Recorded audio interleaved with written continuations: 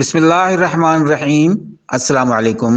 आप देख रहे हैं SSB 92 टीवी। नाजरीन, एक ज़रूरी खबर से आगाह करते हैं। लाहौर से आलकोट मोटरवे पर महमूद बूटी इंटरचेंज के करीब बहुत सी गाड़ियां आपस में टकरा गईं। हादसा स्मोक और फॉग की वजह से पेश आया। धुंध की वजह से कुछ नज़र नहीं आ रहा था, हद नज़र सिफर थी। लोग अंदाजे से गाड़ियां चलाते रहे और एक्सीडेंट होते रहे, जिससे मुतअद्दिद अफराद भी जख्मी हुए, जिन्हें रेस्क्यू ज़राए ने अस्पताल पहुंचा दिया है।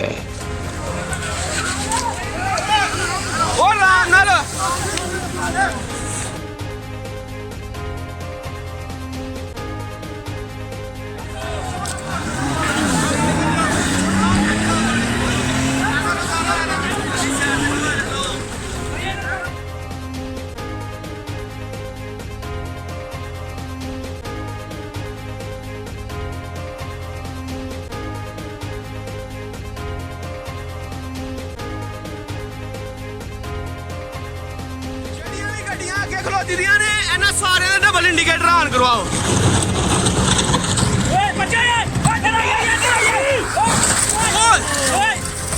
डबल इंडिकेटर ऑन करो।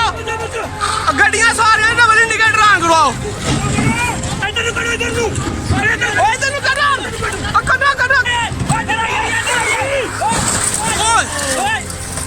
डबल इंडिकेटर ऑन करो।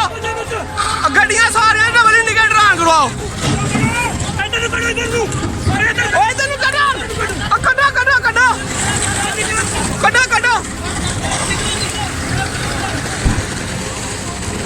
गड्डी तो कड्डो, खिलारो ना।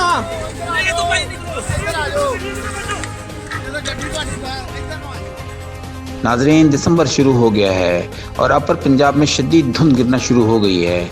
मोटरवे तर्जमान के मुताबिक आज पहले दिन धुंध पड़ी है। उन्होंने गैर ज़रूरी सफ़र से मना किया है। जिन दोस्तों ने अभी तक हमारे चैनल को सब्सक्राइब नहीं किया, सब्सक्राइब कर दें, लाइक कर दें और घंटी के बटन को दबा दें। बहुत बहुत शुक्रिया। SSB 92 TV.